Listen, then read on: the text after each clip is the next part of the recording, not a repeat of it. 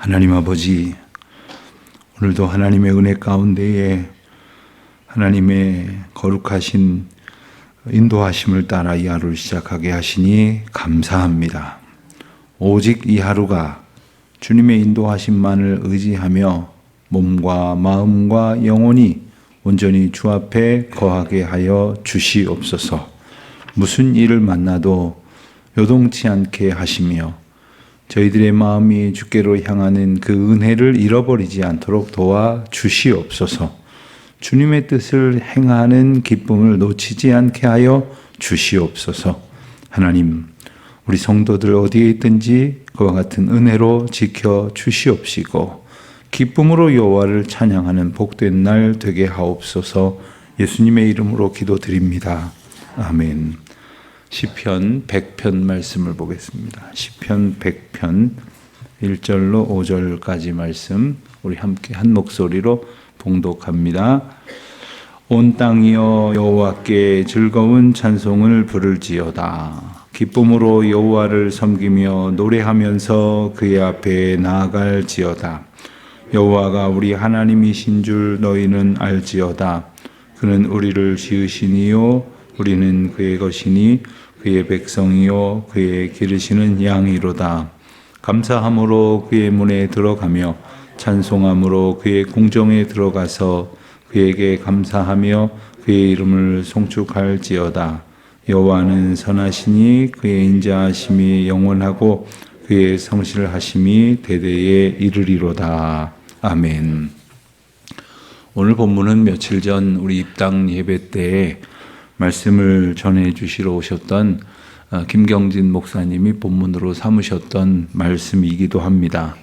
우리가 시편을 이렇게 쭉 보아가던 중에 오늘 100편 말씀을 보는데 이 말씀은 시편 150개의 시 중에서 가장 사랑받은 시 중에 하나다 이렇게 꼽을 수 있겠습니다. 아마 많은 분들이 23편이나 1편이나 혹은 119편이나 이런 찬송을 아주 즐겨 부르실 터인데 오늘 말씀을 우리가 봉독할 때 느끼셨던 것처럼 이 시편이로구나 하면서 귀에 아주 익숙한 시인 것을 그리고 여러 찬양도 이 시편 구절을 가지고 만들었던 것을 아마 기억하실 것입니다.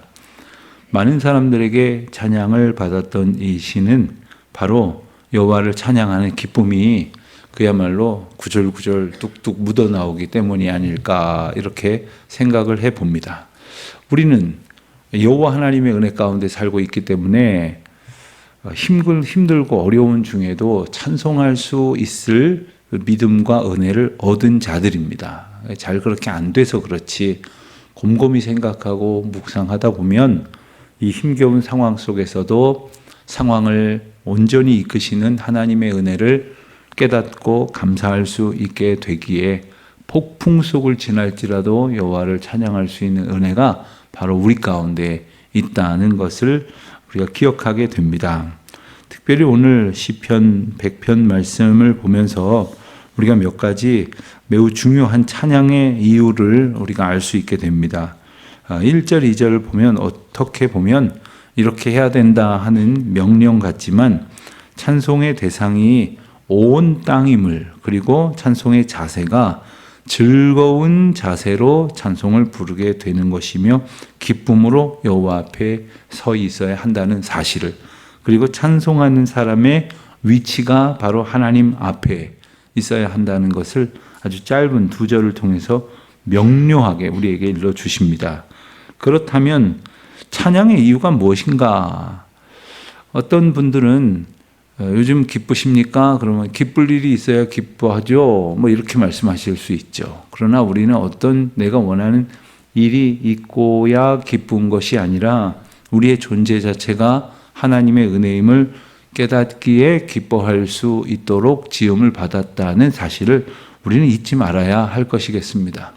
주께서 나와 함께 하시니 부족함이 없도다 하는 고백처럼 주님의 이름이 내 앞에 있기 때문에 우리는 기뻐할 수 있고 찬양할 수 있는 것인데 3절은 구체적으로 그와 같은 이유를 어떻게 설명하고 있느냐 하면 여호와가 우리 하나님이시기 때문에 그러니까 여호와 하나님이 나와 상관없는 존재가 아니라 우리 하나님이시기 때문에 언젠간 인터넷에서 이런 글을 본 적이 있어요. 평생토록 그래봐야 몇 년이겠죠.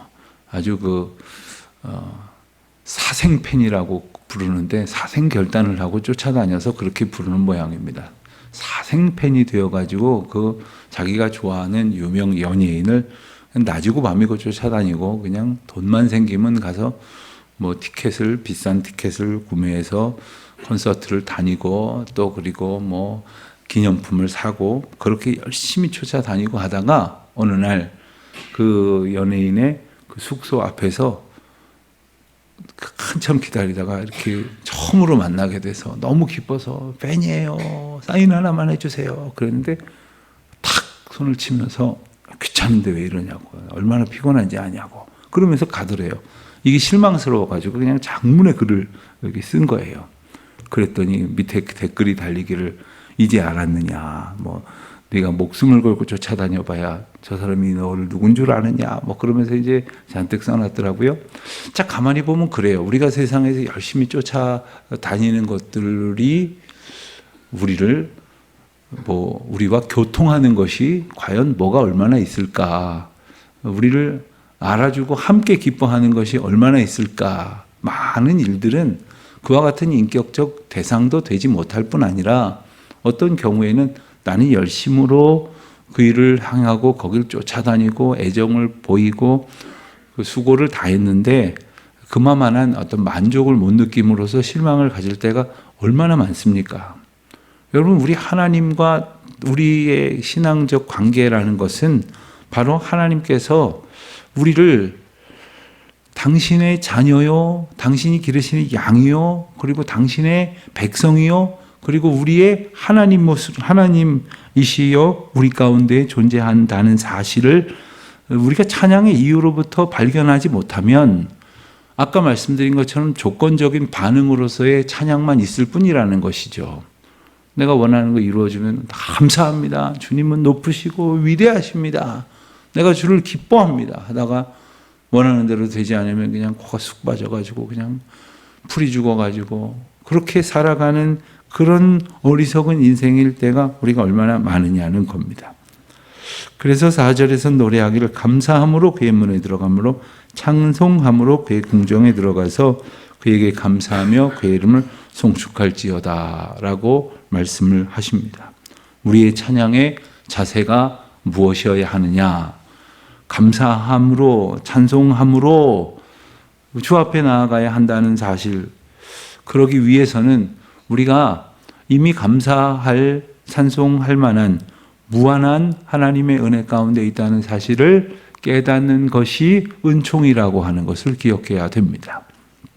어린아이들이 철없이 굴다가 어느 날 철이 듭니다. 물론 한번 철든다고 계속 그렇게 철든 삶을 살아가기보다는 또 이랬다 저랬다 하지요. 그러나 내가 너무 철이 없었구나. 우리 부모님이 나를 위해서 이렇게 수고하시고 사랑하시고 희생하셨구나. 이게 어느 순간에 딱 깨달아져요. 그 전에 이미 있었습니다. 그런데 이게 깨달아지는 시점이 있어요. 신앙도 마찬가지이죠. 하나님께서 여태까지 아무런 은혜를 주시지 않다가 오늘 갑자기 은혜를 주셔서 알게 된 게 아니라 지난날 우리에게 주신 하나님의 은혜가 어느 순간에 깨달아질 때가 있다는 거죠. 그게 바로 은혜지. 그게 바로 우리에게 주시는 감격이지 오늘 갑자기 횡재하는 게 은혜가 아니라는 말입니다. 어떤 분들은 병에 걸려서 그 은혜를 깨닫는 분이 있는 반면에 어떤 분은 낫고도 깨닫지 못하는 분이 있는 거죠. 잃어버리고 나서야 하나님 붙든다면 잃어버린 것은 잃어버린 것이 아닐 것입니다.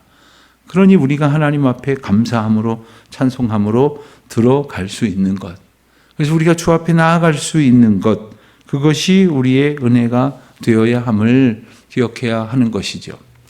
또 이와 같은 것이 있습니다. 제가 목회를 하다 보니까 똑같이 봉사를 하는데 감사함으로 찬송함으로 그 봉사를 하시는 분들도 계시지만 또 성격이 그래서 그렇다고 핑계는 대는데 뭐 그렇게 불평이 많고 뭐 그렇게 판단이 많고 말씀이 많아요. 그리고 뭐 이 사람 탓 저 사람 탓 좌우지간 뭐 또 이렇게 탓이 많아요. 그리고 하나님이 주신 은혜만을 바라보는 게 아니라 여기저기 두리번거리면서 흠잡을 때를 찾고 다니는 거죠. 그러나 생각을 해보세요. 이 구석구석, 이 예배당, 어떤 분들이 보기에는 한눈에 다 들어올 만큼 자그마한 건물이라고 할지 모르지만 어떤 분들이 보실 때는 구석구석 손이 닿아야 할 곳이 아닌 곳이 없어요. 얼마나 많은 분들의 수고와 애씀이 필요한 것인지 몰라요. 그걸 알면 저절로 아이고 내가 좀 생각을 달리 해야겠구나. 참 감사한 이유로구나. 찬송해야 할 이유로구나. 이렇게 깨닫게 되어지는 것이죠. 하나님께서 우리에게 주신 그 크신 은혜가 바로 여기에 있는 줄로 압니다. 감사함으로 찬송함으로 주 앞에 나아갈 수 있는 우리 모두가 되시기를, 그때에 하나님의 선하시고 인자하심이 그리고 그의 성실하심이 대대에 우리 가운데 충만하게 될 줄로 믿습니다. 기도하겠습니다. 하나님 아버지, 감사함으로 주 앞에 나아갈 수 있는 믿음을 더하여 주시옵시고 찬송함으로 주 앞에 들어갈 수 있도록 저희들의 마음을 주장하여 주시옵소서. 언제나 선하시고 인자하신 주님의 성실하심을 찬송하오니 주는 영광을 받으시옵소서. 감사하오며 예수님의 이름으로 기도드립니다. 아멘. 하늘에 계신 우리 아버지, 아버지의 이름을 거룩하게 하시며 아버지의 나라가 오게 하시며 아버지의 뜻이 하늘에서와 같이 땅에서도 이루어지게 하소서. 오늘 우리에게 일용할 양식을 주시고 우리가 우리에게 잘못한 사람을 용서하여 준 것 같이 우리 죄를 용서하여 주시고 우리를 시험에 빠지지 않게 하시고 악에서 구하소서. 나라와 권능과 영광이 영원히 아버지의 것입니다. 아멘.